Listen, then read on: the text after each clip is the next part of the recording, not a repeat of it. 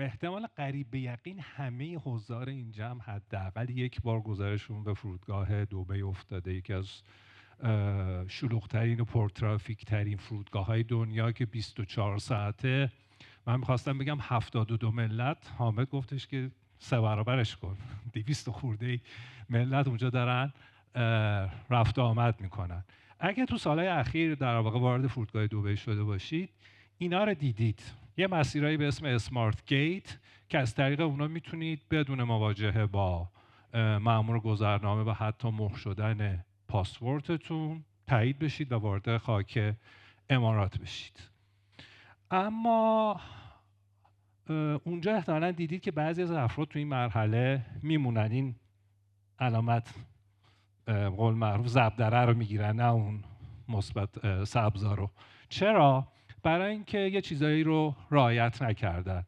مثلا اینکه پاسپورتشون رو از جهت درست رو اسکنر نذاشتن، عینکشون رو بر نداشتن، مستقیم به دوربین نگاه نکردن، قواعد را رعایت نکردن. قواعدی که چند متر قبل از اینکه وارد این مسیر بشید خیلی بزرگ تابلوهای مختلف چند تا هستش که داره بهتون میگه باید این قواعد رو رعایت بکنید. این ایستگاه اولین مواجهه خیلیا با نظام مقررات امارات متحده عربی و سیستم قانونی اونجاست. سیستمی که خود اونجا مدعیان که جوری طراحی شده که نهایت راحتی و روانی رو در واقع ایجاد بکنه در حد بالاترین استانداردهای بین المللی، اما به شرط اینکه طبیعتا قواعد رعایت بشن و اگه قواعد رعایت نشن کوچکترین کارها میتونن سخت‌تر و غیر ممکن بشن. خانم و آقایون، خوشحالم امشب در خدمتتون هستم و بعد از اینکه یه خورده راجع به فضای بازار پوشاک در امارات و جذابیتاش شنیدیم، تو این بخش می‌خوایم راجع به این صحبت کنیم که راجع به یه چیزی صحبت کنیم که اگه نباشه این فرصتایی که راجبش صحبت شد و همه گفتن و همه در ذهن داریم فرصت تبدیل به واقعیت رو ندارن. قواعد اون بازی که در واقع قرار شد شروع بکنیم و تطبیق پذیری و به نوعی انطباق با اونا، یا به اصطلاح بین المللیش کامپلاینس، این که بدونیم قواعد این بازی، این بازار به چه نحویه. طبیعتا خیلی مفصله، اما به طور اختصاصی از منظر یک برند پوشاک که میخواد وارد فضای امارات بشه چند تا سرفصل مهم رو طبیعتا خیلی گذرا و بدون اینکه زیاد وارد جزئیات بشیم امشب راجبش یه چیزایی رو با هم مرور میکنیم. خب، ثبت شرکت راه اندازی کسب و کار. مثل همه جای دنیا تو امارات هم شما اگه میخواید یک کسب و کار رسمی داشته باشید، اولین گامش اینه که یک شخصیت حقوقی رسمی رو ثبت بکنید. تو امارات در شروع داستان ثبت شرکت یه سوالی از قدیم همه میپرسن، اینکه کجا، منطقه آزاد فریزون یا سرزمین اصلی مینلند. از سال 1985 40 سال شده که اولین منطقه آزاد توی جبل علی توی دبی شکل گرفتش. تفاوت این دو تا حالت خیلی زیاد بود. به عنوان مثال تو مناطق آزاد امکان مالکیت 100% خارجی وجود داشت، ولی همچین امکانی تو سرزمین اصلی وجود نداشت. کارت اونجا دنگ و فنگ بیشتری داشت. احتمالاً قدیمی ترا یادشونه اونجا ثبت شرکت حتما احتیاج داشت که یه شریک اماراتی داشته باشین. اما در مقابل خب محدوده کار تو مناطق آزاد هم کوچیک‌تر بودش. به تدریج این تفاوت کمرنگ و کمتر شده، به طوری که الان مدت هاست که تو سرزمین اصلی هم شما مالکیت 100% خارجی میتونید داشته باشید. اما هنوز تفاوت‌های معنیداری بین این دوتا وجود داره که موقع ثبت شرکت به خصوص از جنس شما باید این در واقع بهش دقت کردش و ببینیم که شاید یه جایی منطقه آزاد بهتره بر مبنای مدل تجاری که دارید یا سرزمین اصلی. این تفاوتی که گفتم کمرنگ میشه واقعا به مرور داره کمرنگ تر میشه. تو آخرین آپدیت این حوزه که حدوداً 2 ماه پیش بود، باز دست شرکت‌های مناطق آزاد واسه حضور تو فضای سرزمین اصلی بازتر شد. توی دبی حدود 25 تا و در کل امارات هم بیشتر از 40 تا منطقه آزاد وجود داره که عمده اونها هم به صورت موضوعی تعریف و عملیاتی شدن. مثلا حتما هم شنیدید اینترنت سیتی، یا تو حوزه طراحی که طبیعتا بخش مد و فشن رو هم در بر میگیره حتما اسم دی3 دوبای دیزاین دیستریکت به گوشتون رسیده. توی مناطق آزاد زیرساختای لازم برای اینکه یک کسب و کاری بتونه سریع بالا بیاد جمع‌آوری شدن. معمولا از لحاظ مقررات و قوانین سهل گیرانه تر اونجا برخورد میشه، انواع تسهیلات مالی و غیر مالی است. واسه همین به خصوص واسه کسایی که در ابتدای راه شروع کارن خیلی جذابیت در واقع اونجا وجود داره نسبت به سرزمین اصلی. اما وقتی که شما محصولی دارید که اونو میخواید به یه مشتری نهایی بفروشید، خرده فروشی کار ریتیله. ریتیل کجا اتفاق میفته؟ سرزمین اصلی، فروشگاه ها، مراکز خرید اونجان. حتی اگه آنلاین میخواین بفروشین، باز مشتری که کالا رو میخواد تحویل بگیره محل سکونتش کجاش؟ در سرزمین اصلی. بنابراین باید یه رد پای قانونی ریتیلرها توی سرزمین اصلی داشته باشن، حتی اگه ثبتشون توی منطقه آزاده. خوشبختانه این راه داره. این جمله رو بازم از من میشنوید. بعد از اینکه از این داستان کجا رد شدیم، تو سیر ثبت شرکت و در واقع در نهایت گرفتن اون مجوز کار، اون ترید لایسنس، یه موضوع مهم دیگه هم هستش. اینکه موضوع شرکتتون چی، حوزه فعالیت‌های شرکت کجاست، که این از یک لیست خیلی بلند بالایی باید انتخاب بشه. نکته مهم اینجا اینه که همه اون بیزینس اکتیویتی ها، همه اون حوزه هایی که بر مبنای مدل کسب و کارتون نیاز دارید رو موقع ثبت شرکت بگیرید و اینجا خیلی حداقلی برخورد نکنید. طبیعتا هرچی بیشتر بشه یه هزینه بیشتری هم داره. اما به عنوان مثال به جنرال تریدینگ اکتفا نکنید. معمولا ایرانیایی که میرن اونجا به خصوص حال شرکت‌های کوچیک‌تر میزنن، همینا جنرال تریدینگ میگیرن. اما وقتی شما میخواید کار خرده فروشی بکنید یا کار تجارت آنلاین انجام بدید، اون اصلا جوابگو نیستش. طبیعتا بعضی از این بیزینس اکتیویتی هم شرایط ویژه دارن، مجوزهای خاص میخوان یا شرایط خاص میخوان، مثلا مدارک تحصیلی یا بنیانگذارانشون مثلا باید توی یه حالت خاصی باشه. این هم نکته مهمیه که باید بهش دقت کرد که این میرسه تا اینکه شما ترید لایسنستون رو در واقع بگیرید و بعد برید مرحله بعدی که چی؟ افتتاح حسابه. افتتاح حساب شرکتی در بانک‌های اماراتی به طور معمول کار روالی، کار عجیب غریبی نیستش و روتین انجام میشه. البته طبیعتا بستگی به اینکه چه بانکی رو انتخاب بکنید، حالا بانک‌های بزرگتر و معتبرتر یا خاص‌تر ممکن شرایط ویژه‌ای هم واسه پذیرش مشتریان جدید داشته باشن.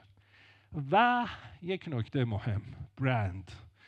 شما عزیزان اینجا به عنوان اعضای انجمن دارندگان نشانهای تجاری پوشاک ایران حضور دارید. پس با شما از اهمیت برند حرف زدن به نوعی زیر به کمان بردنه.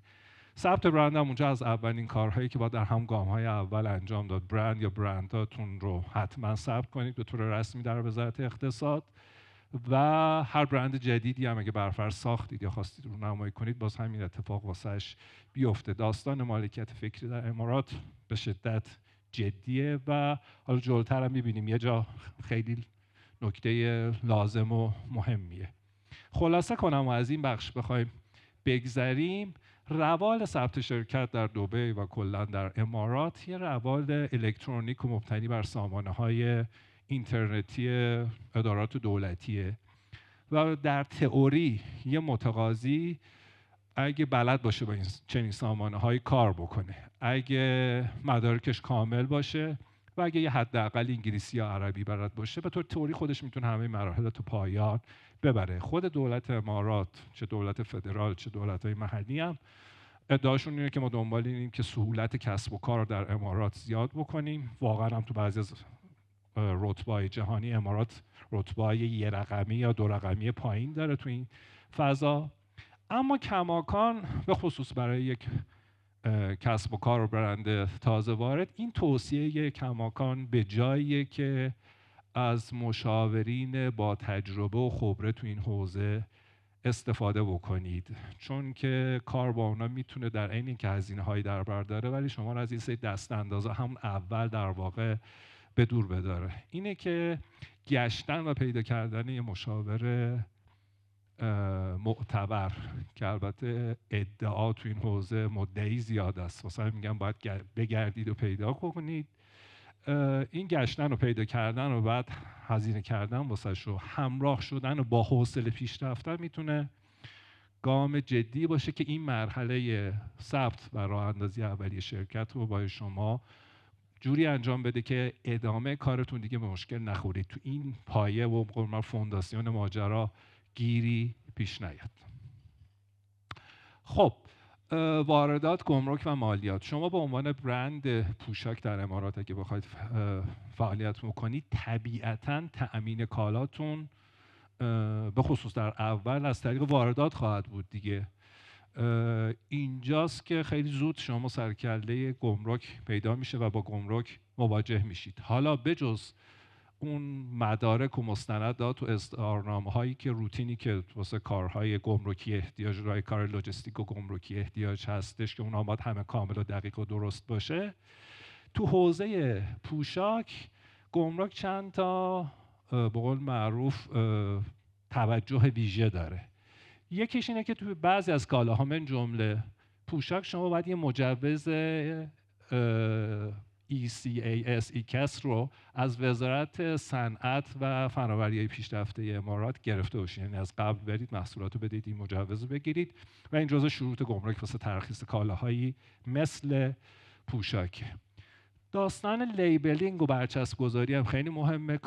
پوشاک آماده‌ای که میاد حتما باید در واقع لیبلی داشته باشه که یه سری مختصات خاص داره، نام برند، سایز، ترکیب الیافش، نحوه نگهداری و اینا. این نکاتی که باید تو اون لیبل اومده باشه، راحت کنده نشه، راحت محو نشه و البته نکته مهم باید به عربی هم باشه. این داستان دو زبانه بودن هم نکته‌ای که کلا در خیلی از این روالهای قانونی در امارات شما باهاش برخورد میکنید و داستان جدیه.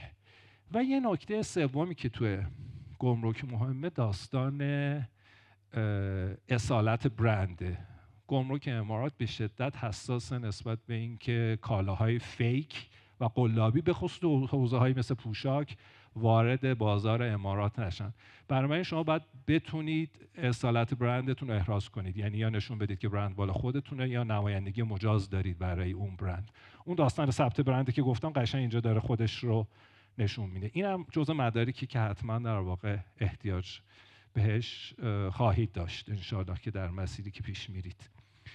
نرخ در واقع حقوق گمرکی در امارات برای کالایی که جهت مصرف و عرضه وارد سرزمین اصلی بشه، حالا یا مستقیم وارد سرزمین اصلی بشه یا از طریق مناطق آزاد بیاد، 5%.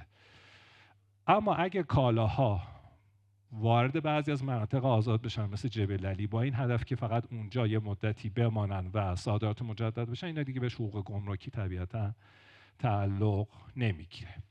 یه صحبتی هم راجع به بحث مالیات بکنیم. امارات معروف بود به کشوری که تا سالها که توش مالیات نیست و یه جوری واسه همین بهشت در واقع کار کردن به شمار می اومد واسه خیلیا به خاطر همین داستان. اما به صورت آهسته و پیوسته دارن کانسپت مالیات رو جا میندازن توی امارات. الان تمام شرکتایی که رسمی فعالیت میکنن موظفن و اجباریه که در اداره مالیات فدرال FTA ثبت نام بکنن، اظهارنامه هاشون رو اونجا ثبت بکنن و اگه میزان درآمد مشمول مالیاتشون از یه حدی بیشتر باشه، این حد 375,000 درهم در سال، حدود 100 خورده هزار دلاره که خیلی رقم بالایی هم نیست باشه، باید 9% مالیات شرکتی کورپوریت تکس بدن. مالیات بر ارزش افزوده هم همینطور از سال 2018 شروع شده، رقمش 5% و تغییر نکرده از اون موقع و باز هم اگر شرکت ها گردش مالیشون از اون 375,000 درهم بیشتر باشه باید ثبت نام بکنن و به طور فصلی محاسباتشون رو بکنن و در واقع پرداختاشون رو انجام بدن. این که داستان مالیت هم یه چیزی که باید از اول تو محاسبات مالیتون حتما حواستون بهش باشه که اتفاق میفته.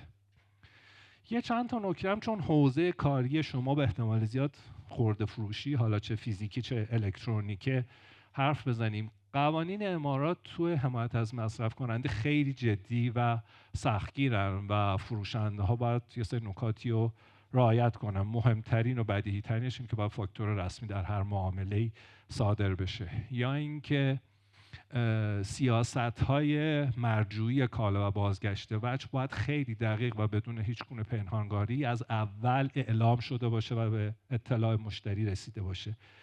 داستان توی تجارت الکترونیک هم فرق نمی‌کنه، یعنی طبق قانون تجارت الکترونیک فدرال که از سال 2022 در حال اجراست، آخرین نسخه‌اش، باز شما اونجا هم تابع یک سری قوانین مشخص خواهید بود. اگه برفرض حتی بخواید یه پلتفرم فروش آنلاین راه بندازید، بعد برید ثبتش کنید، مجوز واسش بگیرید و این نکاتی مثل امنیت داده که خیلی خیلی مهمه اونجا در واقع قانونای سفتی واسش دارن. داستان اینکه اطلاعات درست به مشتری بدید، به درگاه‌های پرداخت معتبر وصل بشید، سیاست‌های با مرجوعی بازگشت وجهتون مشخص بشه. همه اینا طبق قانون مشخص شده و باید مطابق با اون پیش رفت. حتی توی به اصطلاح سوشیال کامرس، تجارت اجتماعی و فروش تو شبکه‌های اجتماعی مثل اینستاگرام، تیک تاک هم باز همه اینا اونجا هم اعمال میشه. یعنی اینجوری نیست که اونجا بگیم یه چیز خارج از این فضاهای کلیت قانونی که بر فضای فروش و خرده فروشی حاکمه. و جالبه که حتی تو فروش آنلاین اون داستان VAT، مالیات بر ارزش افزوده، باید تو فروش آنلاین هم محاسبه بشه.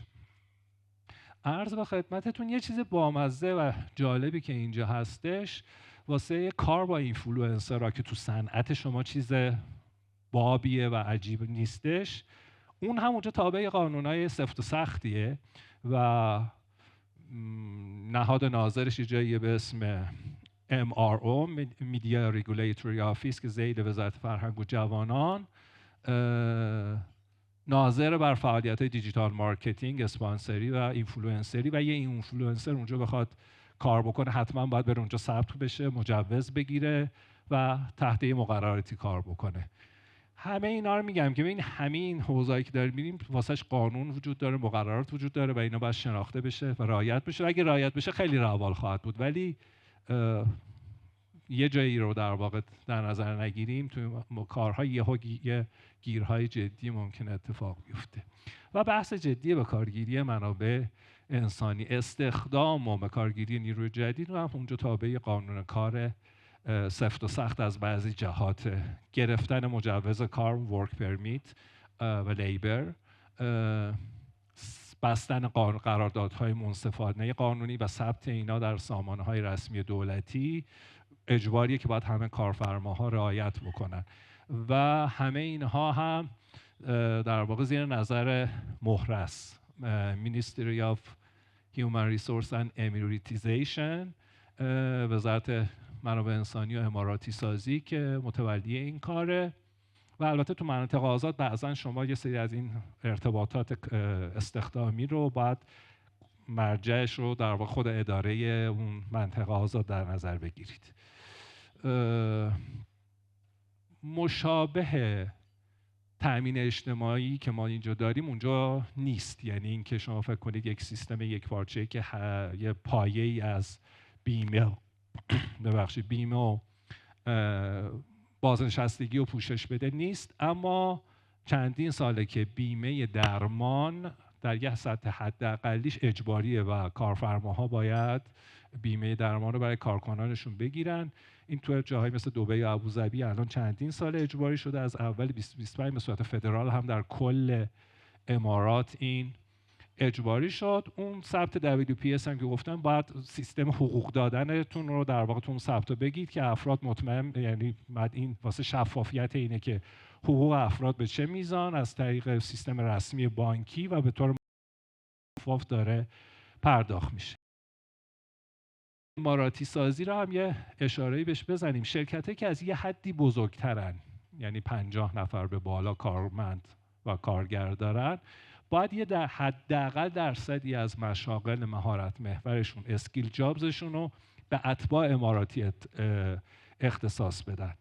این از داستان از 2022 شروع شد، 2% بود، سالی 2% اضافه شده، الان تو 2025 شده 8%، واسه 2026 صحبت 10% رو دارن میکنن و اگه نکنید باید جریمه های نسبتا سنگینی بدید ما به ازاش. و این نکته ایه که واسه کسب و کارهایی مثل شما که احتمالاً به حضور بلند مدت و پرحجم در همچین فضایی فکر میکنن، از همون ابتدا حواسشون باشه به این داستان. این کانسپت امیریتیزیشن، همچین چیز خوش تو دهنم خوب راحت نمیچرخه، کلاً یه کانسپتیه که تو حکمرانی امارات خیلی دارن روش تاکید میکنن و فقط داستانش داستان مثلا قوانین کار و اینا نیست. در انتهای ارائه های دکتر گلستان هم دیدید بعضی از اون برند هایی که بودن، اینها مؤسسینشون الزاما مؤسسین اماراتی نبودن. حالا نمونه‌ای که صحبت شد عربی بودن، ولی مؤسسین اروپایی و آمریکایی و روس و اینا هم شما در این برندها می‌بینید. اما برندهای اماراتی هستند. این که تاکید بر این که اوریجین اماراتی باشه خیلی چیزیه که در واقع تو بخش‌های مختلف شما باهاش برخورد میکنید. خب همین چیزایی که گفتیم تو حالت نرمال صدق میکنه، اما هممون میدونیم و حتی تجربه کردیم که به عنوان کسب و کار ایرانی شما وقتی میخواید پاتون از ایران بذارید بیرون به هزار تا مشکل میخورید و پای هزاران، صدها هزاران قانون نوشته و نانوشته جدید از جاهای مختلف سرکلش پیدا میشه که مانع کار میشه و کار رو سخت میکنه تا این حد که بعضاً عطاش رو به لقاش به قول معروف میبخشن. ببینید سابقه حضور اقتصادی و تجاری بخش خصوصی ایران در امارات در دوره معاصر بیشتر از 50 ساله و در طول این 50-60 سال این ارتباط علیرغم همه فراز و فرودایی که داشته، علیرغم همه بالا پایینایی که داشته، ادامه پیدا کرده و تبدیل به یه جوری سنتی شده، در واقع یه جریان پیوسته شده. و تو سخت این شرایط حتی اون موقع دوره اول ترامپ هم به اصطلاح به مو رسید اما پاره نشد.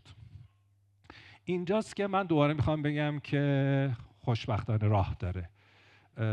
ببینید دقیقا مشابه داخل فعالان اقتصادی که اونجا سعی کردن کاراشون رو پیش ببرن و کسب و کار خودشون رو بسازن، بالا بیارن، توسعه بدن، در طول سالها کلی تجربه کردن، کلی مسیر رفتن، کلی پیروزی، کلی شکست. یه دانش اندوخته‌ای در واقع اونجا به وجود اومده و یه جورایی به نوعی، حالا به یه تشبیهی بگیم، یه چیزی از جنس یه دانش بقا در پی یه تحول در واقع تکاملی اونجا شکل گرفته و دیگه این دانشه داره میگه که چه جوری میشه اونجا کار کرد، تو هر شرایطی چه جوری میشه یه پیچ و تابی داد در مقابل هر سختگیری یا مثلا مانع جدید چگونه باید برخورد کرد. این دانش وجود داره و این کمک میکنه. اما نکته اینه که این دانش خیلی ضمنیه و بیشتر تو ذهن افرادیه که درگیرش بودن، افراد و گروه‌ها و شرکتایی که درگیرش بودن، تبدیل به چیز صریح و قابل انتشار نشده. اینی که اینجا اون داستان رجوع به مشاورین و مشورت گرفتن از افراد خبره و در واقع با تجربه خودش رو نشون میده.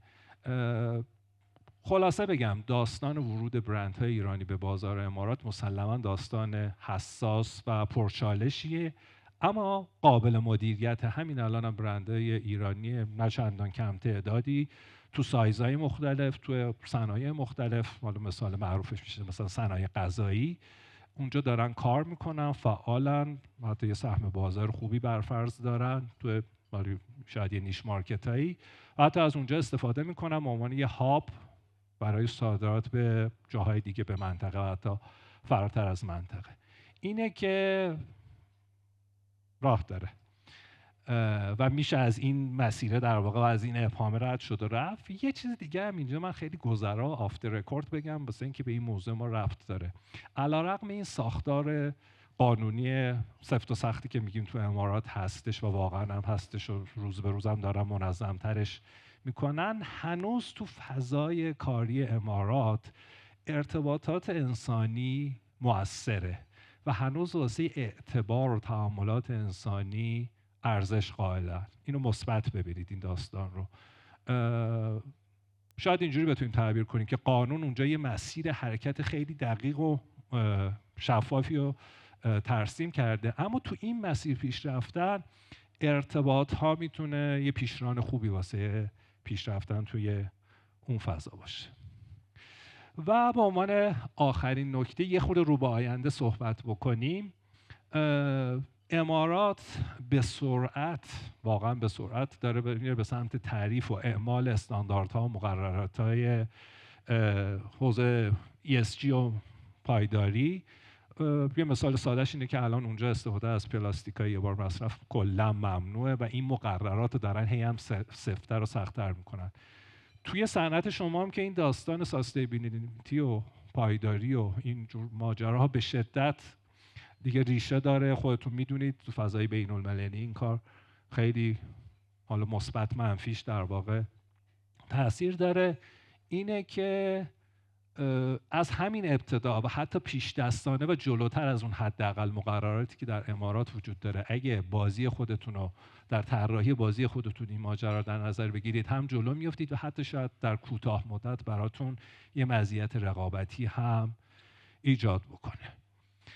من قبل از اینکه خاتمه بدم 2 تا نکته کوچیکم بگم از جنس همین بحث‌های مقرراتی. یکی این که تو امارات 2 لایه قانونگذاری وجود داره. یک دولت فدرال که قوانینی که بر کل کشور و 7 امارت در واقع حاکم میشه رو تصویب میکنه، اما ذیل اون هر کدوم از اون 7 امارت هم امکان مقررات گذاری در حیطه خودشون رو در واقع دارن و واسه همین شما بسته به اینکه در کجا باشید، در کدوم امارت باشید، ممکنه شرایط فرق بکنه.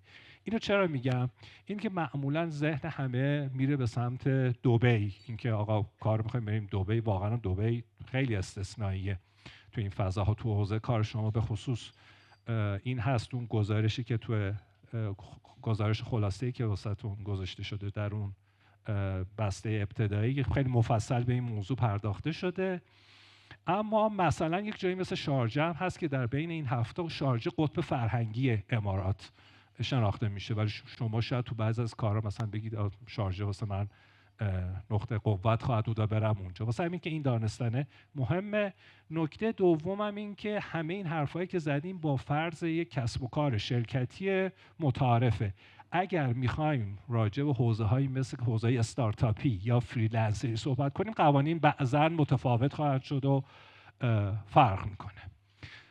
ممنون از اینکه تحمل کردید و گوش دادید. این حوزه ها بعضاً موضوعات شاید خشک و یه خورده جدی به نظر بیان، اما به خصوص برای یک برند تازه وارد دونستن و پایبندی به اینا میتونه یه دروازه و به قول معروف گیتوی امنی واسه ورود به این بازار ایجاد کنه. خیلی متشکرم.